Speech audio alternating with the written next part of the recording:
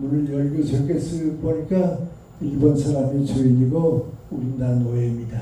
그러니까 이건 아니다 말이죠. 내 나라 가려면 안 된다 말이야. 그리고 일단 해방이 됐습니다. 그러니까 이전 내 나라가 됐다 했는데 다시 또 문을 열고 보니까 북한에서는 공산 정권이 차지해버리고 말았습니다. 일본 사람은 가고 공산 정권이 남았으니까 일제시대하고 마찬가지입니다. 자유가 없고 진실이 없는 것은 일제시대보다도 더 안 됩니다. 그래서 민관이 나라다운 나라가 돼야겠다 말이죠. 나라다운 나라가 돼야겠다. 그건 우리가 주인이 되는 나라입니다. 그런데 이제 AI 시대를 잘못 취급하게 되면 어떻게 되는가? 우리가 사는 역사에 물리고 싶게 보니까요. 사람은 전부 일꾼이 되고 주인이 되는 것은 민관이 AI가 주인이 됐습니다. 그러니까 지금 초등학교에서도 그거 보려고 그러고요. 또 과학자들도 그거 보려고 그러고 사회와 하는 사람들까지도 그거 보고서 대답을 얻고 살려고 하는데 인문학에서 가지고서 민관이 내가 이용하지 내가 그 인간이 주인이 되지 인간이 주인되지 못하고 기계가 주인되게 되면 인간 사회는 버림받게 됩니다.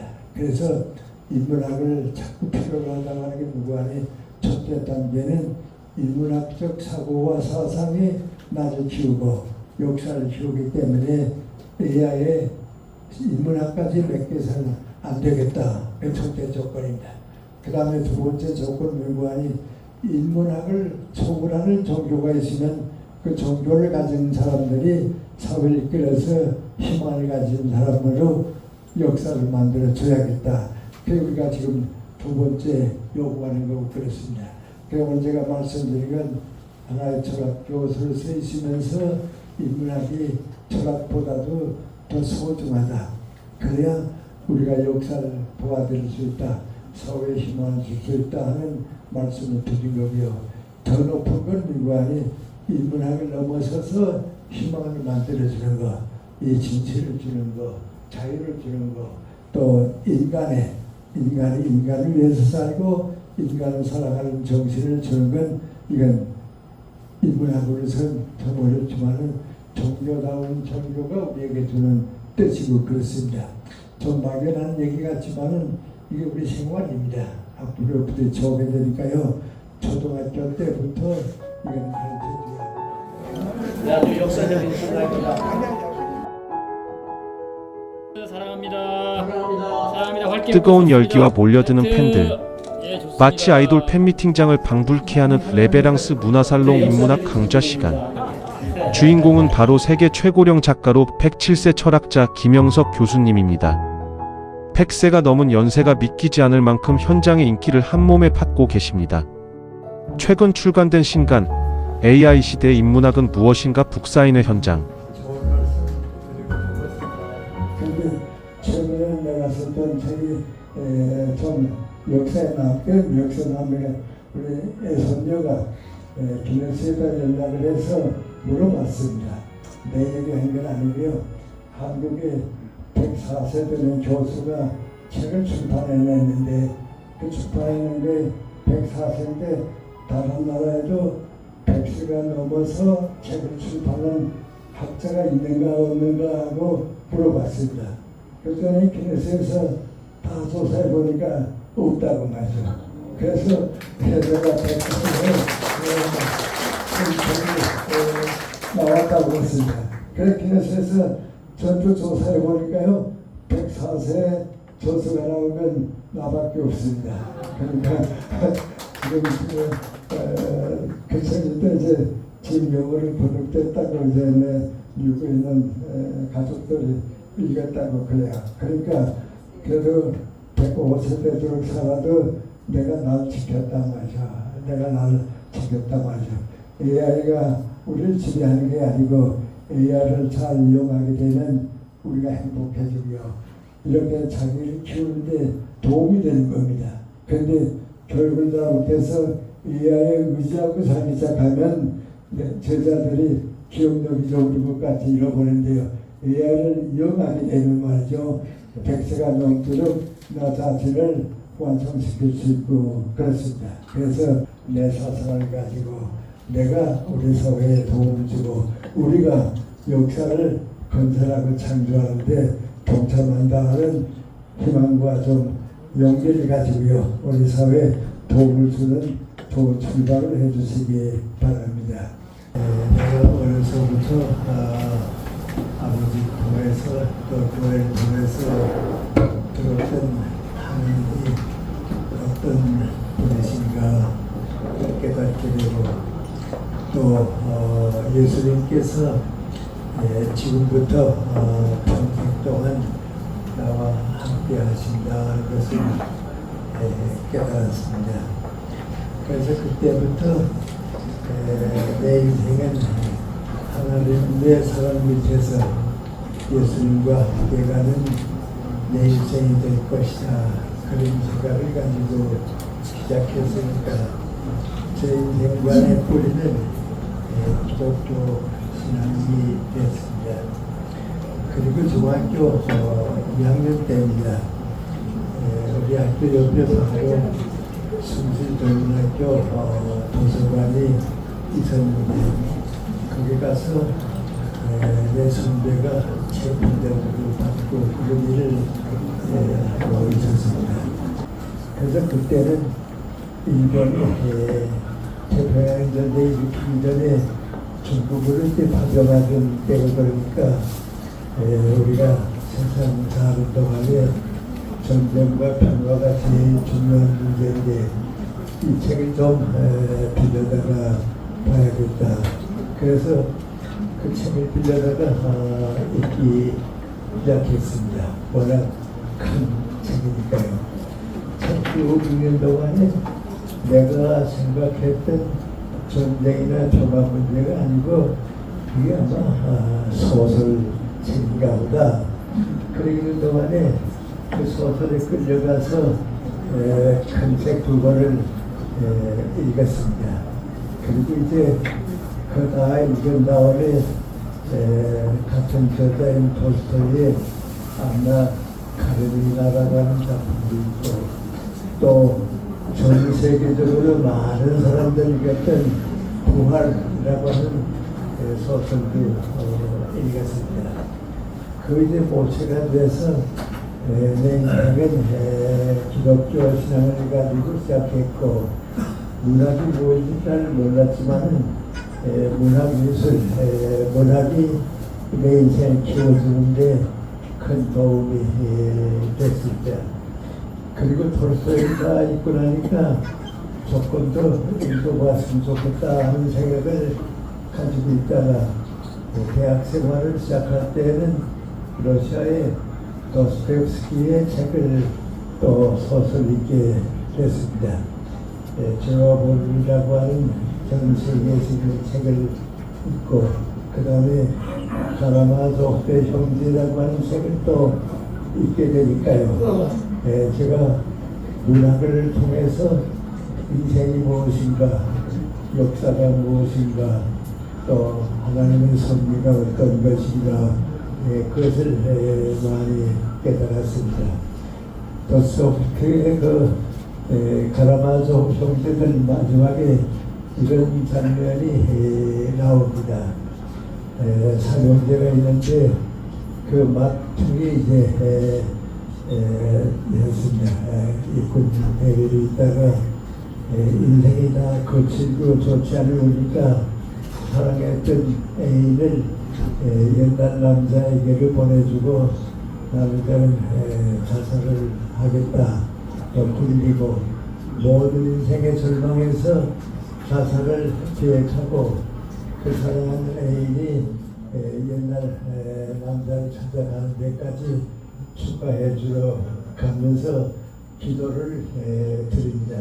그 기도가 무관히 하나님 나 같은 사람은 살 필요도 없고 나 자신도 모든 희망을 다 잃었기 때문에 스스로 사랑하는 여인을 보내고 자살하려고 생각하는데 저는 죄인입니다. 지옥에 가도 마땅합니다. 그러나 제가 지옥에 가서도 하나님만은 사랑하겠습니다. 나는 벌벌 받은 인생이지만은 그래도 하나님만 내가 사랑하겠습니다.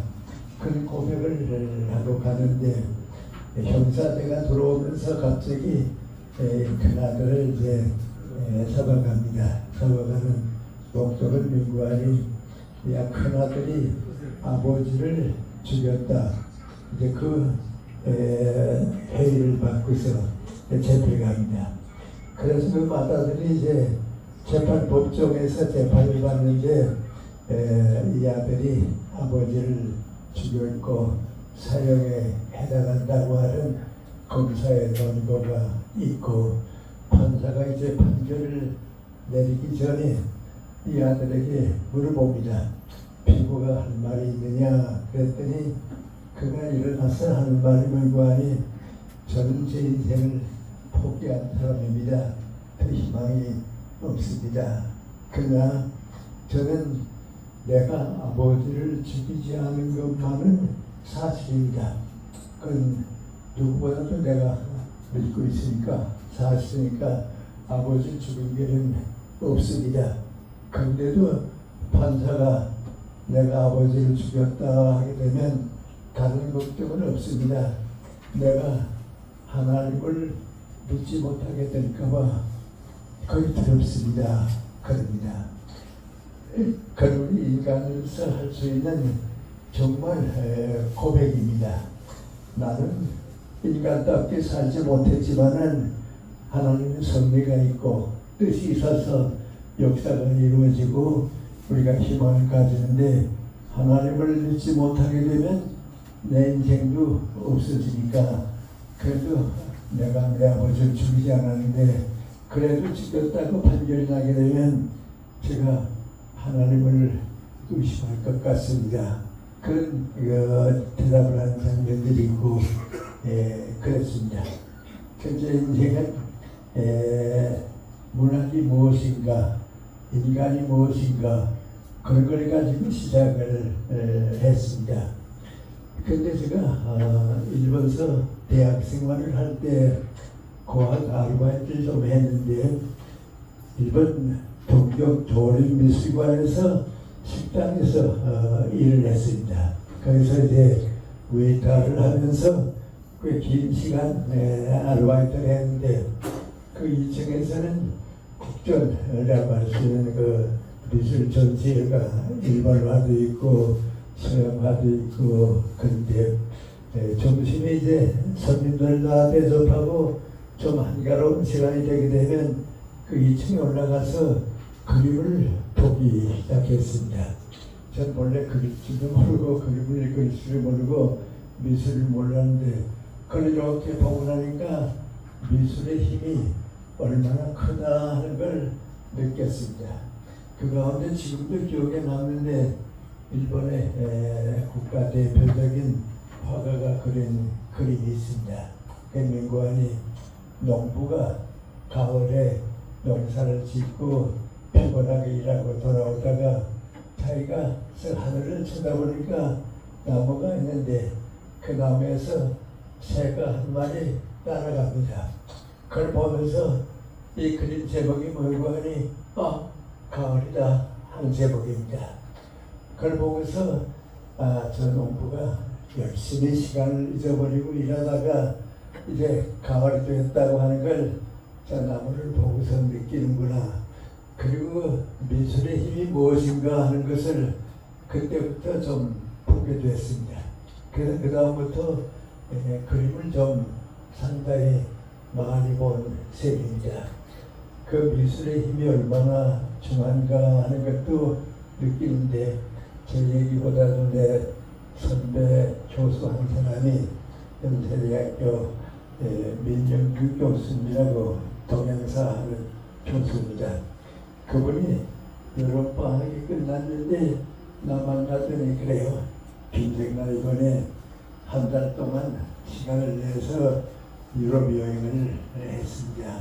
근데 계획하기는 이제 이탈리아도 가보고 스페인도 가보고 영국, 독일 좀 다 다녀보려고 생각을 하고 갔는데 이탈리아에 가서 보니까 보고 싶은 게 너무 많아서 한 달을 다 거기서 보내고 말았습니다.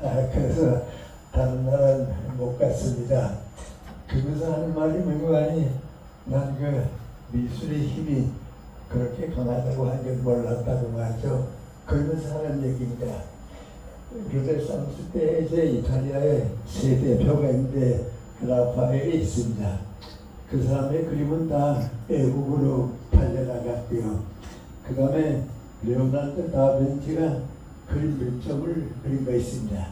그럼 다 프랑스로 팔려가서 그 그림 보려고 하면 루블 미술관으로 가야 합니다. 근데 미켈란젤로는 조각가입니다. 조각하지 그림을 안 그렸습니다.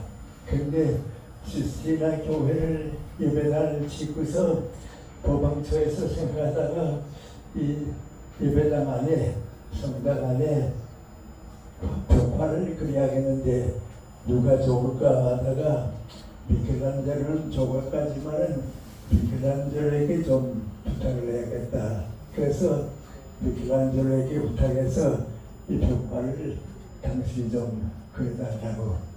그래서 조각을 조직으로 하던 미켈란젤로가 그 성당 안에 들어가서 몇 해 동안 머물면서 벽화를 그렸습니다. 근데 그 그림이 얼마나 유명하다 하는 걸 우리가 말할 필요가 없습니다. 저도 2차례 가봤는데 월요일은 이제 휴관하고요. 일요일에서부터 다음 토요일까지 언제나 가보게 되면 그 국제적으로 세계로 모여든 사람들이 그 벽화를 보러 모여 가득합니다. 그래서 방송에 들려오는데 손님이 많으니까 소지품을 조심하라고 얘기할 정도로 많이 옵니다. 그 민혁규 교수의 얘기입니다. 그 당시 이탈리아가 관광 수입이 50억 달러입니다. 관광으로 외국 사람이 와서 주고 가는 돈이 50억 달러인데 그 아마 10분의 1, 5억 달러쯤은 그거 미켈란젤로가 부르주되 그 얘기입니다. 그 얘기 듣고 나니까 나도 참 그런 생각이 난다고 그랬습니다. 그 시티나 교회에 벽화 보기 위해서 전 세계에서 모여드니까 관광 수입이 5억 달러는 그 사람 때문에 오는 거죠. 그리고 북쪽에 올라가게 되면 플로렌스가 있는데 거기에 이제 정부가 미켈란젤로의 조각을 위해서 빌딩을 하나 지어줬습니다. 그 큰 빌딩 속에는 미켈란젤로의 조각을 전부 있지 다른 사람의 조각은 없습니다.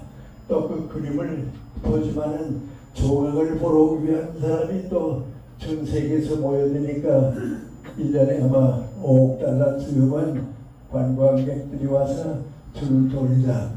그러면서 그분 얘기가 물고하니 한 사람의 예술품이 나라를 위해서 1년에 5억 달러씩 벌어준다고 하게 되면 암만 무슨 사업가라고 해도 그렇게 못할 거라고 말이죠. 그랬습니다. 그런 걸 보면서 피카소의 그림도 보고 그랬습니다. 피카소의 게르니카라고 하는 평화를 위한 그림이 하나 있는데 피카소가 그림을 다 그리고서 스페인이 독재국가가 됩니다. 그러니까 이 그림을 독재국가에는 두지 않겠다고 미국에 연락을 해서 이 그림을 미국에 빌려줄 테니까 전시하다가 민주국가로 돌아오게 되면 돌려달라고 그 그림을 미국으로 빌려줬습니다. 그러니까 뉴욕에 가게 되면 현대미술관인데 거기 그림이 있어서 저도 이제 보러 가고 그런데 많은 사람들이 그 그림을 보러 가고 그랬습니다. 그러다가 이제 스페인이 민주국가가 되니까 피카소가 이런 그림 돌려달라고 말이죠. 미국에서 돈을 주고 사라고 하면 많이 주고 사겠는데 이걸 돌려줄 수밖에 없으니까 돌려줘서 지금 스페인으로 가 있습니다. 그래서 미국 사람들이 그 그림을 보기 위해서 스페인으로 가고 그랬습니다. 그림을 그렇게 보기 시작하니까요, 예술의 힘이 얼마나 강하고 내가 전공한 철학보다는 예술의 힘이 더 강하다는 걸 느꼈습니다. 그리고 음악도 그렇습니다. 우리 연세대학교의 물리학 교수의 이철주 교수라고 있었습니다. 그분이 이제 나보고 하는 얘기입니다. 김동희는 물리학을 전공하고 있지만은 일찍부터 음악을 시작했다고 고전음악을 시작했는데 제일 즐거운 시간이 언제냐면 하루를 다 끝내고 밤에 자기 전에 30분, 40분쯤 그 고전음악 모차르트도 듣고 비토벤도 듣고 그것 듣는 거에 내 인생의 제일 큰 행복이라고 하죠. 그래요. 그런데 나하고 하늘과 명관에 내 아내도 음악이 뭔지 모른다는 말이야. 그 좋은 음악은 뭔지 모르는데 그래도 남편이 열심히 듣고 있으니까 여기 와서 같이 자기 전에 듣는다고. 그 내가 조홍담에 나와서 내 아내 보고 좀 설명하려고 했겠지 보면 음악을 듣다가 끄떡끄떡 졸고 있다고 말이야. 그래서 그 좋은 음악을 모른다고 말이죠. 그래요. 내 친구 가운데 피아노 전공하는 친구가 있는데 그 친구도 나 만나게 되면 그럽니다. 김생래 다른 소원을 하나 별로 없는데 한 가지 있다고.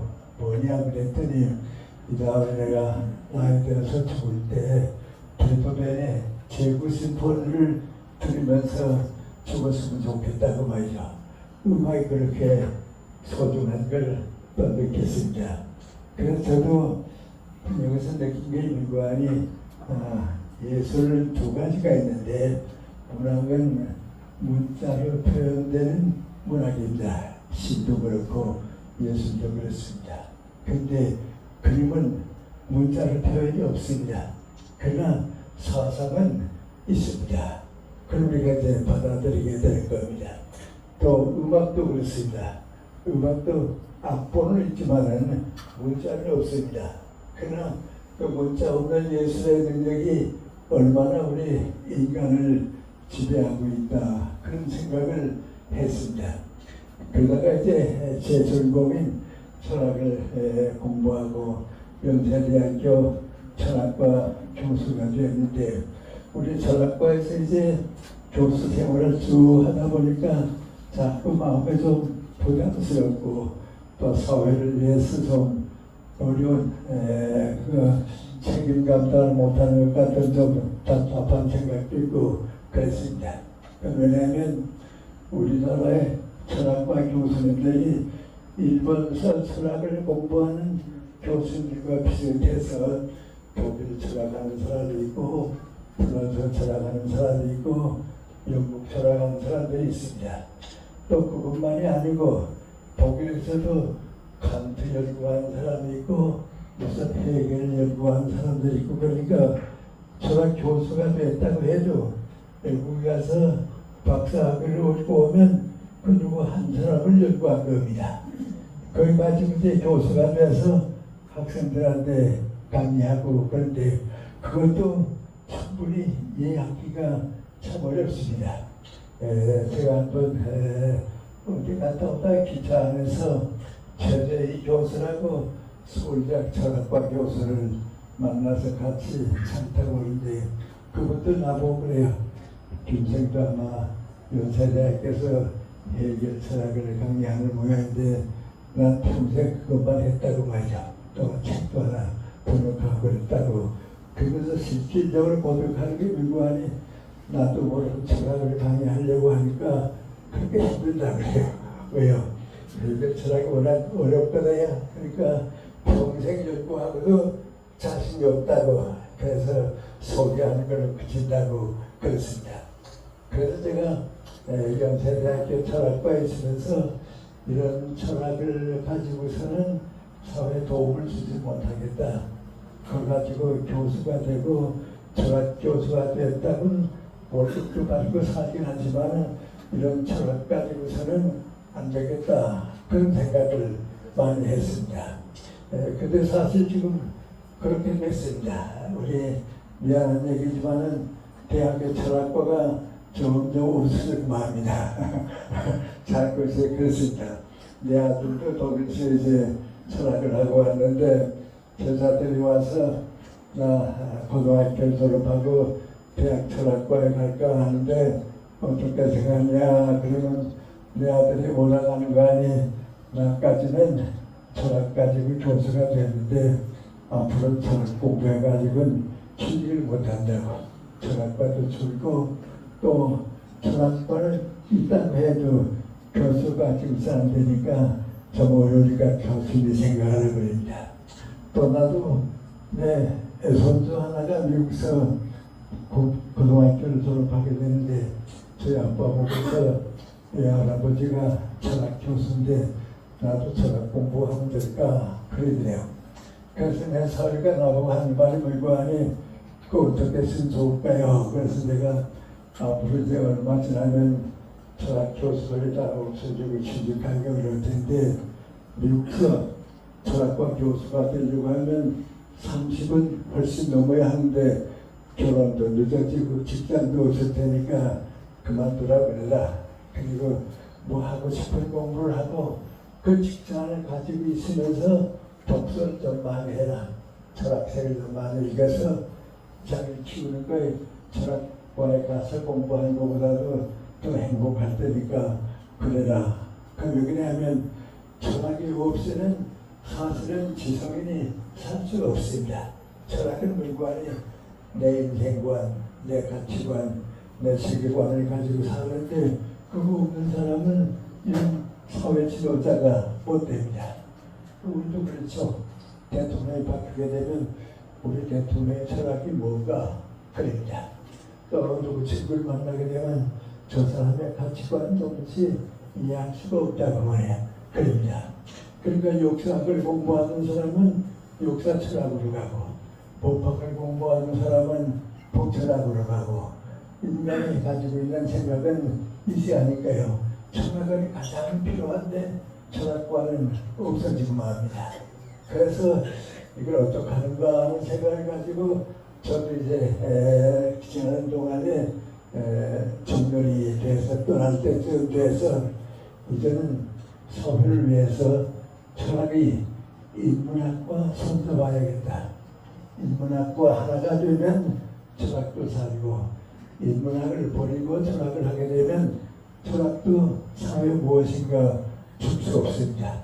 그래서 저 자신이 철학과 교수를 있으면서도 뭐 느끼는 거 아니 한강이 이렇게 있는데 한강 남쪽에 기차에 화물차도 있고 객차도 있고 그렇습니다. 기관차는 어디 있는가? 이 강 북쪽에 있습니다. 그럼 이 기관차가 가서 끌고 와야지. 기관차가 여기 있으면서 화물차나 객차 보고서 오라와도 못 옵니다. 그러니까 가서 끌고 와야 되는데 지금 대학에서 철학해가지고서는 끌고 올 수가 없습니다. 근데 이런 걸 끌고 오려고 하면 어떻게 되냐? 문학도 이해하고 종교도 이해할 수 있고 예술도 이해할 수 있어서 인문학적 과정을 밟고서 철학을 하면 연결이 되는데 인문학적 과정을 밟지 않고 철학을 하니까 흔히 사라탑이라고 그러는데 교수들은 자기 철학으로 만족하지만 사회에 도움을 주지 못합니다. 사회는 철학을 원하는데 우리는 내 철학만 가지고 있으면 아무것도 되지 못합니다. 그런데 우리 점점 그 생각이 깊어져서 위안 시대가 되니까요 완전히 깊어졌습니다. 그래서 이제 저 같은 사람은 철학관을 끝내고 정년퇴직하게쯤 되니까 물건이 내가 이제 다시 철학과 교수가 된다고 하면 예술도 가지고 있어야 하고 문학도 가지고 있어야 하고 그리고 종교도 이해할 수 있고 인간이 가지는 모든 문제를 이끌어갈 수 있다고 생각할 때 진정한 철학이 된다고 하죠. 그러니까 지금과 같은 철학은 일단 멈춰두고 인문학적으로 다시 뭉친 종교도 들어가고 예술도 들어가고 문학도 들어가고 역사도 들어가고 그래서 출발하는 것이 앞으로는 철학자의 책임이다. 그런 생각을 합니다. 제가 이런 생각하는 건 미국 안에 오랫동안 철학을 가지고 살다가 정년 퇴직하고 밖에 나와서 사는 동안에 철학 교수를 있었던 나한테 요구하여 오는 건 민관이 인문학입니다. 그러니까 이 인문학을 가지고 우리 사회에 봉사해야겠다. 그래서 미안한 얘기입니다만 이제 다시 철학과로 돌아갈 교수가 되면 정말 할 것 같아요. 그래서 종교 문제도 해결되고요. 또 예술도 안해하고요. 또 한 번 더 나가서 문학도 받아들일 수 있고요. 제가 그렇게 자랐으니까요. 그런 지금은 저한테 요청하는 게 민관이 현대 사회에서 인문학이 어떤 의미가 있는가 그 요청을 많이 받고 있는데 AI 시대가 오면서 그리고만 대학에서 다시 필요해졌습니다. 예를 들어 말하면 서울대학에서는 최고 교명한 과정이 일어나가는 게 이제 야간 대학원에 있습니다. 거기서 한 학기 동안 인문학을 강의합니다. 저도 한 번 갔다 왔는데 한 번 동안 가려고 그래서 요청을 받게 되면 가려고 했는데 사회도 원하고 이전 우리 교수들도 인문학을 이해해야겠다 그랬습니다. 성균관대학에서는 인문학 아카데미가 생겼습니다. 그 민관이 긴 전통을 통해서 인문학이 없으면 다른 학문은 되지 않으니까 아카데미 운동을 해서 저도 가서 강의해주고 그랬습니다.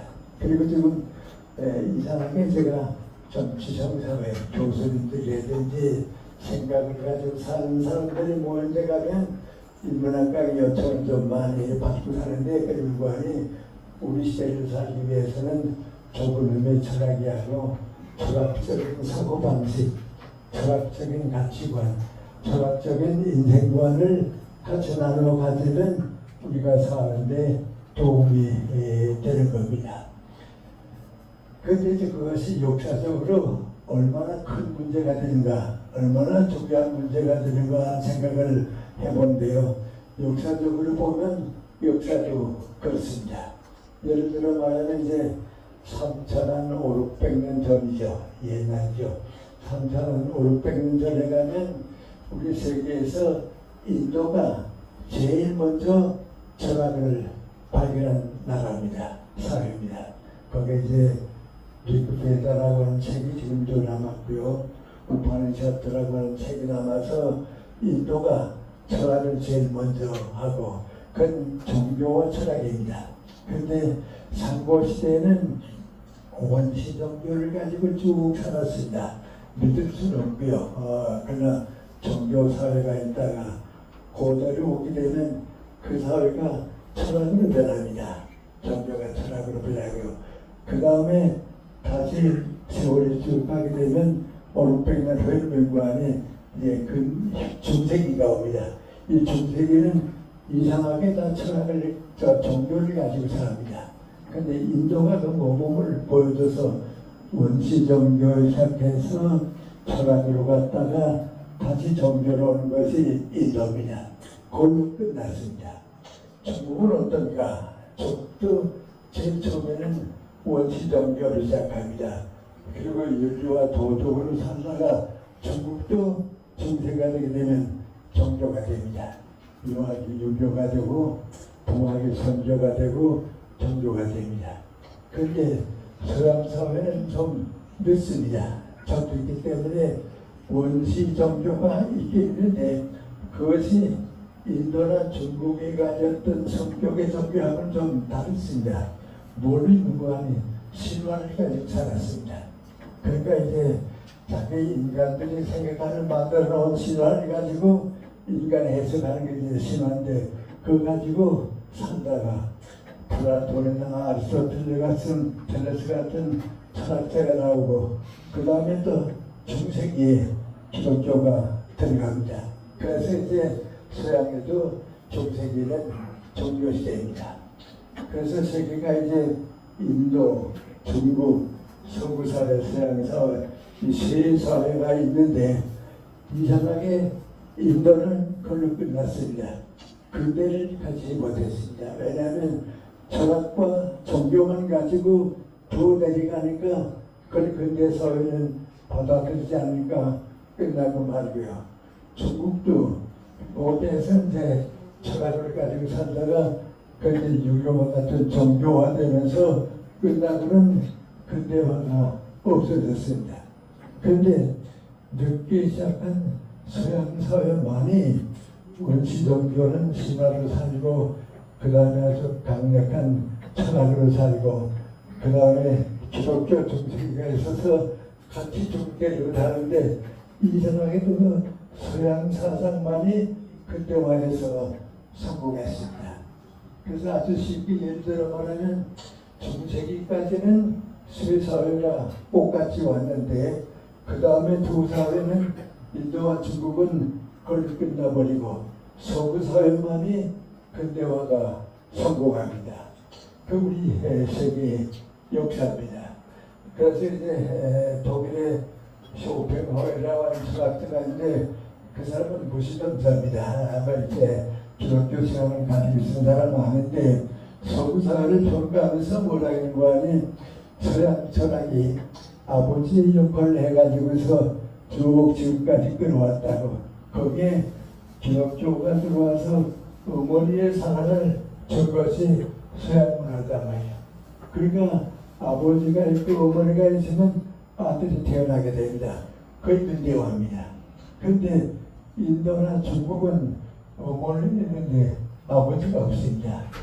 그러니까 아들을 몰랐습니다. 그래서 중세기 넘어간다. 중세기 이후에는 인도나 또 중국은 근대화가 없습니다. 근대화가 없고 그걸 지금까지 끌고 내려가니까 후지 국가가 될 수밖에 없습니다. 좀 미안한 얘기입니다만은 인도에 직접 가보게 되면요, 이 사회는 몇백 년 동안 가난하고 문화가 없고 발전하지 못했다는 걸 느끼면서 왜 그랬을까 하고 생각하면 종교만 가지고 왔지 근대화가 안 됐습니다. 그래서 좀 불행합니다. 미안한 일입니다만은 우리 올림픽 경기 이렇게 많이 하는데 인도 선수가 메달 땄다 얘기 우리 들어보지 못합니다. 그 모든 것이 들었는데 600년 전에 근대화가 이루어졌는데 그걸 못했으니까 끝났습니다. 중국도 근대화를 못했습니다.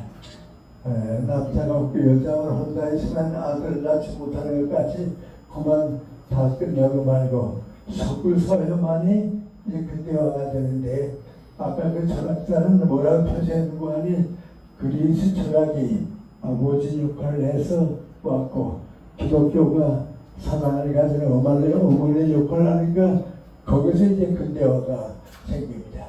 그 대신 근대화가 여러분이 이제 역사에서 많이 배운 르네상스 때입니다. 문예부흥이 바로 그것이 세계 근대화의 그 뿌리가 됩니다. 그 다음부터 지금까지 500년 동안 미안하지만은 인도와 중국은 근대화를 못 가졌습니다. 그런데 서양 사회만이 근대화를 만들어 놓으니까 서양 사상과 그 사회가 세계를 지배하게 된 겁니다. 그러니까 우리나라에서도 가만 보면 철학가운 철학은 서양 철학하는 사람이 가지고 있지 동양 철학이나 중국 철학하는 사람들은 그렇고 한국 철학하는 사람도 그렇습니다. 그러니까 이제 우리 철학과 하게 되면 다 서양 철학을 하던 이유가 뭐이고 하니 동양 철학이나 한국 철학에 가지고는 근대 역사에서 발언권이 없습니다. 학문이라고 나오지 못합니다. 제가 철학과에 있으면서 제일 존경하는 선배 교수가 서울대학의 박종원 교수입니다. 그 박종원 교수가 나보고 아주 하는 얘기입니다. 김생만은 사실은 한국 철학을 하고 싶었다고. 우리나라니까 한국적인 걸 하고 싶었는데 한국적인 거나 동양적인 것만 보면 지식의 축소이야. 많이 알면 된다고. 방법론도 없고 체계도 없고 철학적인 배경이 없다고 말이죠. 그래서 서양 철학을 해가지고 철학의 무엇인가 하는 방법론 체계화가 되려고 하면 서양 철학을 공부하고서 한국 철학을 해야겠다. 그래서 서양 철학을 시작했다고. 그걸 해가지고서 공부를 쭉 하다가 서양 철학도 맞추기 어려운데 한국 철학은 공부할 시간이 없었다고. 점점 체질되고 나니까 못하게 됐다고. 그래서 그만 반쪽으로 끝났다고 그래요. 그게 우리 철학의 고백입니다. 미안한 얘기입니다만은 동양이나 인도에는 학문의 방법론이 없습니다. 체계가 없습니다. 그때가 못했기 때문에 그렇습니다. 그래서 서양 학문이 세계를 지배하는 것이 르네상스 이후부터는 그거 하지 않으면 안 되게 됐습니다. 세계 역사가 다 유럽으로 가고 말이죠. 거기서 미국으로 가고 서양 학문이 이제 철학다운 철학을 만들게 되고 그럽니다. 그럼 왜 르네상스 때에 서양 철학이 발전이 되어가지고서 근대화가 됐는가? 이유가 있습니다. 그러면 첫째 이유는 여러분이 그저 크게 생각 안 하고 이제 신약 구약을 읽어보고 있는데요. 구약을 읽어보게 되면 사실은 그건 고전 가운데서는 물건이 역사책입니다. 우리 동양 철학하는 구본문 교수님을 제가 연세대학교 때 모셔왔는데요. 그분이 이제 서울대학에서도 강의하고 성균관대학에서 강의하는 동양 철학 전문가입니다. 그래서 제가 그분이 왔을 때 성경책을 줬습니다. 주면서 과학에도 읽어보셨겠지만 한 번 좀 읽어보시라고 줬습니다. 그랬더니 그분이 이제 구약을 읽기 시작했습니다. 창세기를 다 읽었습니다. 그리고 나보고 하는 말이 뭐니 평생 내가 성경을 처음 읽어봤는데 그 창세기를 읽어보니까 거의 불경하고도 다르고 뭐 공자 맹자하고 다르다고. 왜냐하면 불경은 귀족사회, 왕실 사회에서 다 생겼으니까 다 이제 귀족들이 모여서 하는 것이 이제 인도 철학이고요. 중국도 공자님의 제자들이 다 높은 수준입니다. 지적 수준이 높으니까 교육도 다 그럴 듯하고 그런데 우리 구약을 읽어보게 되면 거기에는 좋은 점도 많이 있지만 동양 철학이나 동양에 뭐지 쉽게 말하면 유교나 혹은 불교에서 있는 것 같은 건 없습니다. 아브라함 때부터 가서 전쟁하는 얘기, 싸우는 얘기, 뭐 원수 갚는 얘기, 완전히 그런데 그 불교이나 또 동양 철학을 읽게 되면 다 고상스러운 얘기만 고급한 얘기인데 그게 없다고 말이죠. 그래서 내가 그랬습니다. 잘 모셨다고 말이죠. 기독교는 다른 종교를 종교라고 하면 역사 종교입니다. 기독교는 역사 없이는 안 되는 겁니다. 그래서 구약을 읽어보면 우리 교회 다니실 분 잘 아십니다만은 창세기에서 룻기까지는 그 역사책입니다. 그 다음에 이제 나머지는 물건이 그 역사의 주인공들이 남겨놓은 사상입니다. 신약을 읽어봐도 그렇습니다. 우리 교회 다녀도 이런 점을 많이 느끼지 않는데 사복음이 역사 기록입니다. 그리고 사도행전까지가 그 역사책입니다. 그 다음에 나오는 건 물건이 역사의 주인공들이 제자들 남편들이 모여가지고서 후반부를 만들고 그렇습니다. 그 이제는 기독교는 역사신앙이다. 다른 종교를 종교라고 하면 기독교는 그런 의미에서는 종교가 아니다 하는 것은 이제는 뭐 우리 사상계에서는 인문학계에서는 다 인정합니다. 그런데 저 같은 사람이 이런 얘기를 하게 되면 좀 우리 교회 목사님들이나 신학자들이 그럴까 좀 의심합니다. 그날은 좀 우리 역사적으로 보면 그렇습니다. 그리고 역사적이기 때문에 기독교는 언제나 사회 문제를 가지고 살았습니다. 지금도 그렇죠. 역사는 심판을 다르게 사회 문제를 가지고 사는데 그것이 근대화를 만들기 시작했는데 그럼 왜 그것이 근대화가 됐냐? 여러분 우리 창세기에 에덴동산 뭐 얘기를 많이 듣는데 그 처음부터 기독교 민관이 하나님이 인간을 창조하셨고 자연은 인간을 위해서 있다. 자연은 인간의 마음대로 지배하고 요구하고 관리하지. 자연을 그럼 가지고 살게 되면 인간이 자연을 수비하는 동안에 과학이 생기지 못합니다. 그래서 과학은 자연과학은 역사적 요가 아니면 생기지 못합니다. 그런데 인도 글을 읽어보든지 동양사상을 보든지 역사가 없습니다. 역사가 없으니까 희망이 없고요. 역사를 발전하지 못하니까 자연과학이 나오지 못했습니다. 그래서 우리 기독교는 처음부터 자연은 하나님께서 인간을 위해서 만들었으니까 너희가 지배해라. 모든 건 너희가 지배하라. 그겁니다. 그 자연 가운데 어느 정도까지가 자연인가 그렇게 보면 우리 AI 문제가 그래서 나옵니다만 인간 육체를 있는 동안은 자연입니다. 동물하고 인간하고 차이가 없습니다. 정신을 얘기하게 되면 자연이 아닙니다. 제가 지난 연초에 좀 오래 병원에 입원을 했습니다. 그런데 한 의사가 그래서 조용히 묻는 겁니다.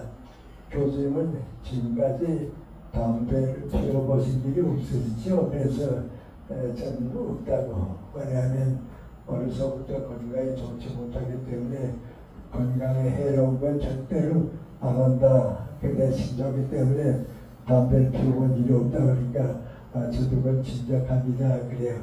근데 그 사람 얘기는 이거니 만약에 내가 담배를 오늘 이거 10년을 피웠으면 이번 병에서 회복이 못 됐을 거라고 겁니다. 회복이 못 됐을 거라고. 그런데 그 어려운 병을 극복하는 거 보니까 두 가지 이유가 있는데 담배를 피우지 않았다고 하는 것도 하나의 조건이라고. 그건 자연 조건입니다. 그 다음에 이제 그분이 나보고 얘기 나눴는데 그 다음 하는 얘기는 뭐하니 의사들은 환자들, 전투한 환자들 볼 때 의지를 가져라. 나는 건강을 회복할 수 있다. 암에 걸렸다고 해도 극복할 수 있다 하는 의지가 있는 사람은 병을 고칩니다. 나는 암에 걸렸으니까 할 수 없다 말이죠. 우리 할아버지는 이런 치매가 되었으니까 할 수 없다. 그렇게 스스로 인정하면 병을 고치지 못합니다. 그런데 그래도 희망이 있다 말이죠. 그렇게 되면 가치니까요. 그걸 물고한 이제 자연과 정신과의 차이입니다. 인간만이 정신적 가치를 가지고 있는데 그 인간의 동물은 역시 우리는 동물입니다. 그러니까 자연과 인간의 관계가 묘하게 홀쭉인데 그 자연 속에서 정신력으로 신체를 이기는 것이 인간입니다. 제가 이런 얘기를 왜 하냐면 우리 요새 AI 문제가 많이 나오는데요. AI가 여러 가지를 이제 다 해결해주고 도움을 주지만 정신만은 AI에게서 배우는 건 아닙니다. 그건 내가 내 것으로 살기 때문에 인간입니다. 그러니까 이제 과학자들이 AI에 다 맡기고 나게 되면 그건 우리 나를 잃어버리니까 안 되는 겁니다. 이제 그래서 이제 생긴데 전제는 자연과학이 그래서 발전됐고요. 그 다음 두 번째는 자연과학보다 조금 앞서는 것이 철학에서 나오는데 인문학에 나오는데 그 인문학의 사회과학입니다. 정치, 경제를 가지고 살게 되면서 되는데 그러면 역사를 가만 보면 어떤 과정인가 큰 나무가 있는데 인문학이 뿌리입니다. 인문학이 뿌리가 되고 줄기가 사회과학이 되고 그 다음에 이제 가지가 거기에 붙는 이제 자연과학입니다. 그리고 지금 우리가 문제 얘기하는 거하니 그 자연과학의 기계공학의 열매가 지금 우리 물리적인 세상을 바꾸게 된 겁니다. 그런데 모든 사람들이 그것만 보고 사니까 뿌리를 보지 못합니다. 뿌리를 보게 되면 그것에서 영양이 올라왔기 때문에 나무가 되고 그 영양이 병들게 되면 그 나무가 무너진다고는 생각을 안 합니다. 그러니까 인문학이 없어지게 되면 인문학적 가치가 사라지게 되면 AI가 사회를 지배하고 세계를 지배하게 되니까 이 AI를 살려주는 길이 인문학이다. 왜? 필요한 그 자연은 이용하니까 그렇습니다. 그리고 이제 기독교가 이 세계에 이제 인문학에 도움을 준 걸 누구하니 또 더 높은 데 있습니다. 그 누구하니 인간은 얼마나 자기 자신을 개발할 수 있는가, 얼마나 높은 위치까지 올라갈 수 있는가. 그때 우리에게 교훈을 주는 것은 종교입니다. 그 종교는 인문학적 과학을 넘어서는 종교인데 그게 제일 중요한 요소를 나타나는 게 뭐가니 역사학입니다. 그래서 이제 르네상스 이후에 세계적으로 특별히 이제 서구사회에서 변화보는 건 물관이 지금 우리가 물관대학이 있죠. 그 다음에 사회과학대학이 있죠. 그 다음에 자연과학이 있죠. 자연과학에 붙어있는 게 물관이 기계공학입니다. 그래서 세 가지가 있는데 인문학이 있고 사회과학이 있고 기계공학이 있는데 이 자연과학과 기계공학은 우리가 이게 사는데 한 가지 질문에 대해서 대답이 하나입니다. 우리 자연과학을 배우면 그렇습니다. 자연과학은 수학이 그 대표인데 하나의 질문에서 하나의 답이 나와야 한다고. 삼각형의 내각은 180도다 그러면 호흡밖에는 답이 없다고 말이죠. 그러니까 공정하다고. 그런데 사회과학에서 민주주의가 어떤 것이냐 하면 학자에 따라서 사상가에 따라서 다르다고 말이죠. 그 다른 거는 답이 잘못되는가? 그렇지 않다고. 사회과학은 답이 여러 개가 돼야 한다고. 그래서 그 가운데서 어느 것이 타당성이 있는가? 우리 시대에 맞고 우리 사회에 맞는가? 그 타당성이 있는 거라고. 그러니까 변한다고 말이죠. 50년 후에는 민주주의 이렇게 생각할 수 있고 공산주의에서는 이렇게 생각할 수 있고 다 달라야 한다고. 그런데 인문학은 어떤가? 인문학은 하나의 대답이 없다고 말이야. 100사람은 전부 100가지를 생각한다고. 내가 여러분에게 행복이 어떤 것이냐 하게 되면 다 다릅니다. 그런데 인문학에는 그 달라야지. 하나의 답밖에 없으면 그 인간이 아닙니다. 그 물건이 전부 자연화하는 겁니다. 그러니까 인문학이 있다고 하는 것은 전부 다른 가치를 주는데 그걸 무엇을 평가하는가, 무엇이 더 가치 있는 것인가, 우리 시대에 무엇을 믿고 살면 되는가 그러고. 그럼 인문학은 무한 학문이야. 인간과 사상입니다. 우리는 어떤 사상을 가지고 살아야 하는가, 그 인간 문제를 연구하고 그 인간이 살기 위해 가지고 사는 것이 사상이기 때문에 인문학은 인간과 사상이라고 하죠. 우리 연세대학교에서 한때 좀 문제가 됐습니다. 그래서 교양 과목을 할 때 좀 높이 하자. 철학과다 뭐다 하지 말고 좀 높이 하자. 높이 하는 방법이 뭐냐?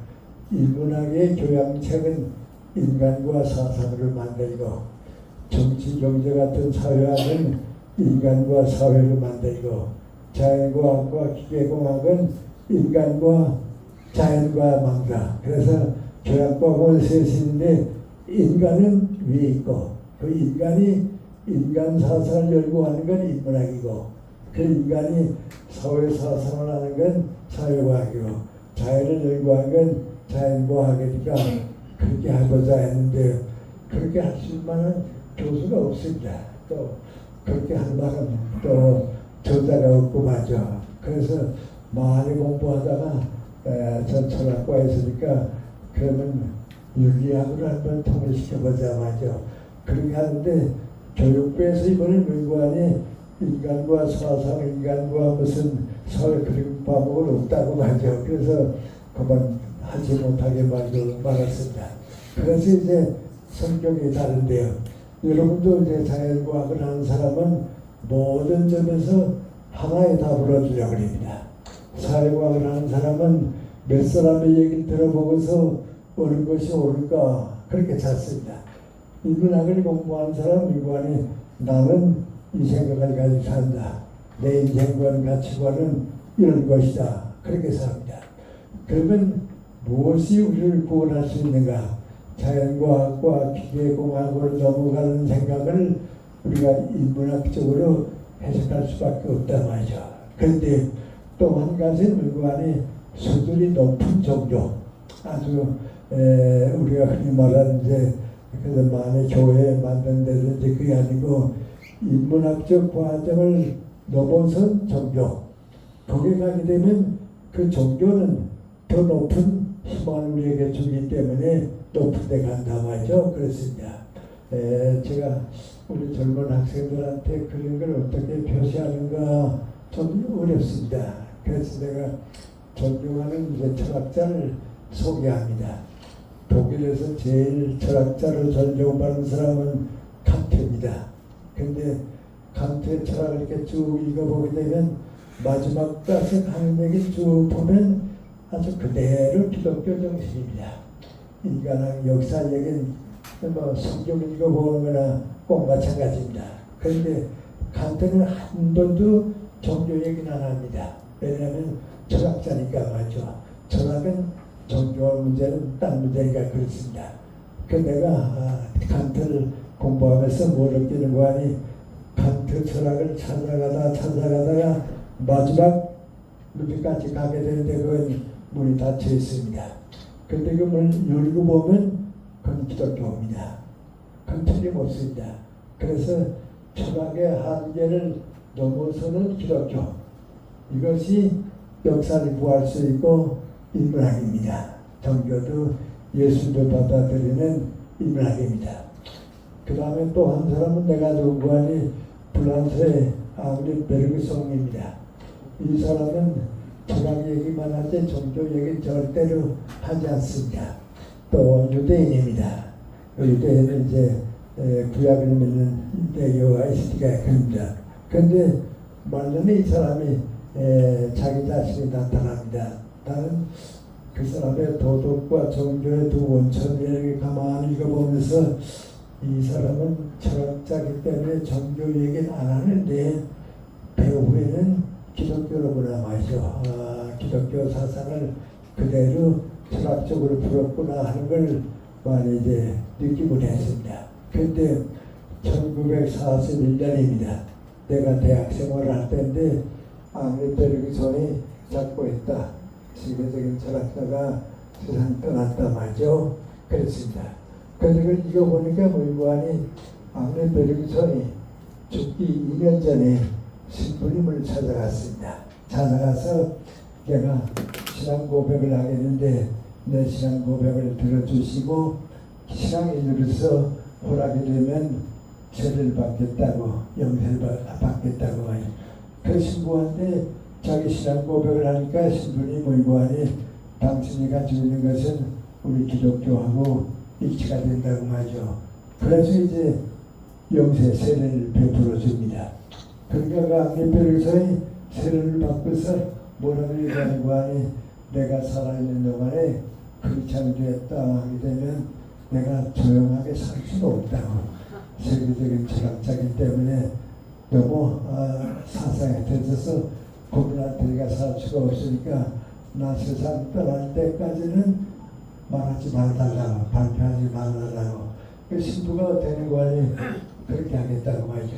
그래서 그 신부의 글입니다. 앙리 베르그손이 세상 떠나기 2년 전에 나한테 와서 세례를 받고 갔다고 말이죠. 그리고 죽은 다음에 발표해달라고 해서 발표했던 겁니다.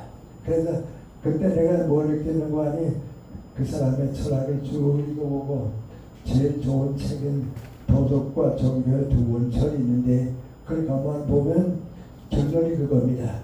사회를 위해서 제일 큰 원천을 뭐냐? 그건 열린 사회입니다. 모두가 같이 살 수 있는 민족도 종교도 사상도 다르다고 해도 함께 살아야 하는 것, 다양성, 그 열린 사회입니다. 그 다음에 종교는 인류 역사에게 희망을 줘야 한다고. 무엇이 오든지 희망을 줘야 한다고. 근데 그건 완전히 기독교입니다. 그래서 제가 여러분에게 결론 비슷하게 말씀드리는 게 무관히 종교를 종교답게 가지게 되면 우리 AI 문제는 걱정할 필요가 없습니다. 그리고 인문학을 공부하게 되면 AI가 있다고 해도 우리가 지배하고 살고 이용하고 살지 따라가게 되지 않습니다. 그럼 AI가 어떤 역할을 하고 있는가? 가장 쉽게 말하면 그겁니다. 문자가 없습니다. 말자가 없다고 생각합니다. 우리나라에 한글이 없다고 생각해 보세요. 한글이 없으면 이제 무엇도 없어지는 거 아니 우리 말이 없어집니다. 대만이 그렇습니다. 우리 자유중국의 대만의 원주민들이 말은 있습니다. 그렇지만 문자가 없습니다. 그러니까 언젠가는 중국을 학원을 갑니다. 왜냐하면 그 말이 없어지고 문자가 없어지면 그건 말과 문자를 따라가게 됐으니까 그건 할 수가 없습니다. 우리는 무엇인가 이제 내가 모르는 거 있으면 사전 찾아봅니다. 그러면 거기서 발견하게 됩니다. 그럼 AI는 뭐 되는가? 우리의 과거와 목표, 문자 역할을 하고 있는 중요한 의미입니다. 그게 없으면 불편합니다. AI는 그걸 도와주는 겁니다.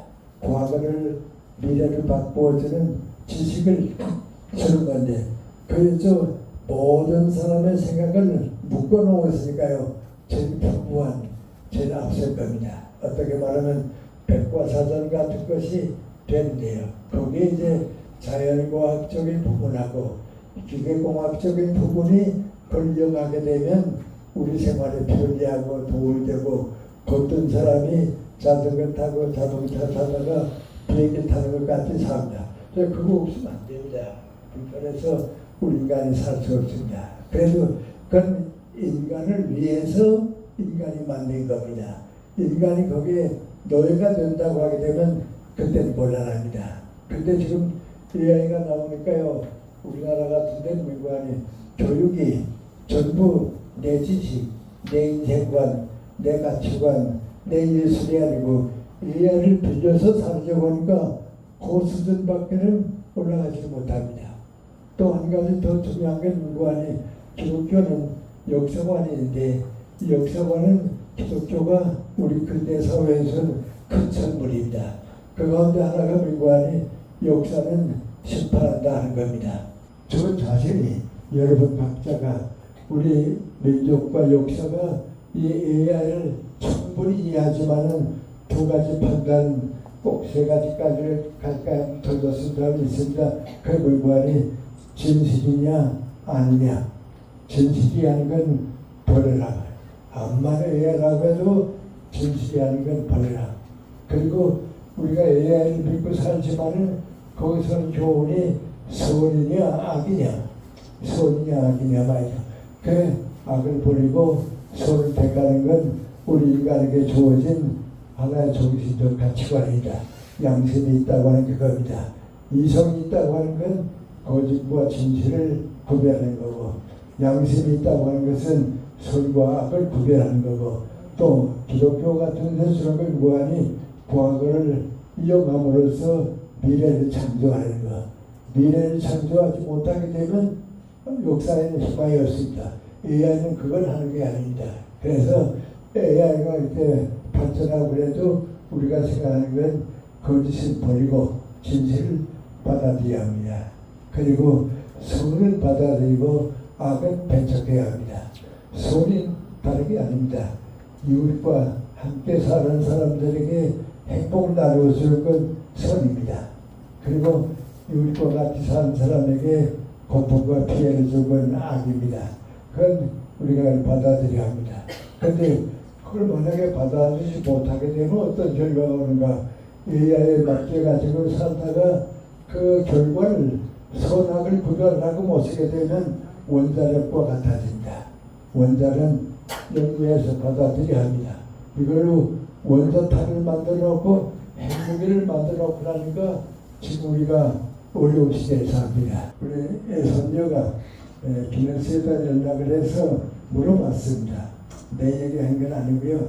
한국의 104세 되는 교수가 책을 출판해냈는데 그 출판해낸 게 104세인데 다른 나라에도 100세가 넘어서 책을 출판한 학자가 있는가 없는가 하고 물어봤습니다. 그랬더니 기네스에서 다 조사해 보니까 없다고 말이죠. 그래서 해서가 나왔다고 했습니다. 그렇게 해서 전부 조사해 보니까요 104세 조서가 나온 건 나밖에 없습니다. 그러니까 지금 그청에도 이제 진명으로 번역됐다고 이제 읽고 있는 가족들이 읽었다고 그래요. 그러니까 그래도 105세 되도록 살아도 내가 날 지켰단 말이야. 내가 날 지켰단 말이야. AI가 우리를 지배하는 게 아니고 AI를 잘 이용하게 되면 우리가 행복해지고요. 이렇게 자기를 키우는데 도움이 되는 겁니다. 그런데 교육을 잘못해서 AI에 의지하고 살기 시작하면 제자들이 기억력이 좋은 것까지 잃어버린대요. AI를 이용하게 되는 말이죠. 100세가 넘도록 나 자신을 완성시킬 수 있고 그렇습니다. 내 사상을 가지고 내가 우리 사회에 도움을 주고 우리가 역사를 건설하고 창조하는데 동참한다 하는 희망과 좀 용기를 가지고요. 우리 사회에 도움을 주는 좋은 출발을 해주시기 바랍니다. 고맙습니다.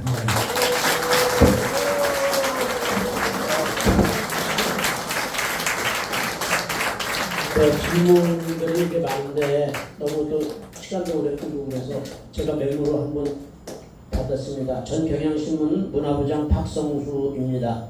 질문은 평양 숭실중학교 윤동주 시인과의 관계를 설명 부탁합니다. 이렇게 하셨습니다. 제가 시간 좀 많이 여기에서 미안합니다. 그래서 윤동주 씨는 제가 중학교 3학년 때 한반에서 공부했는데요. 그 윤동주 시인도 그렇고요. 황수론 작가도 그렇고요. 그 당시 신사학교를 같이 다니던 친구 선후배들이 있는데 지금 다 그래도 한국 역사에 남는 일들을 했습니다. 황수론 선생 전대는 남양주에 기념관도 생기고요. 윤동주 시인은 나락적도 다 그런데 어디서 거의 나왔는가 하고 생각하면 어렸을 때부터 내가 나를 키운 사람들입니다. 윤동주 시인은 그때부터 시인이었고 황수란 작가는 중학생 때부터 글 쓰고 있었고요. 그런 친구들이 우리 김동진 작가 같은 그때도 작곡했고요. 그러니까 난 나이 들었다고 해서 못하는 건 없고요. 나이 들었기 때문에 오히려 더 희망을 주지 않나. 그래서 윤동주 시인 제가 가장 존중하는데 분들 모두가 다 큰 찬들입니다. 우리 학교 사람들요. 나는 밖에서는 어떤 얘기 많이 하지만은 그래도 목사는 아니라고 해도요. 또 교회를 앞장서지 않는다고 하지만은 신앙으로 자란 사람들이 그래도 우리 시대를 우리 사회를 이끌어가는 일꾼들이 되었다 하는 생각을 하고 윤동주를 우리가 다 고맙게 생각하는 시인데 어렸을 때부터 또 시를 썼기 때문에 나는 저 친구는 이제 병아리 시인이지만 크게 되면 사회를 울리는 시인이 될 것이다 했는데 그렇게 됐습니다. 전 윤동주를 생각할 때마다 말이죠. 오래 사는 것이 자랑이 아니고 무엇인가 사회에 인간다운 것을 남기는 사람이 짧게 살았더라고 해도요. 우리가 기대하고 존중할 수 있는 분이다 하는 생각은 윤동주 형 때문에 배우고 있고 그렇습니다.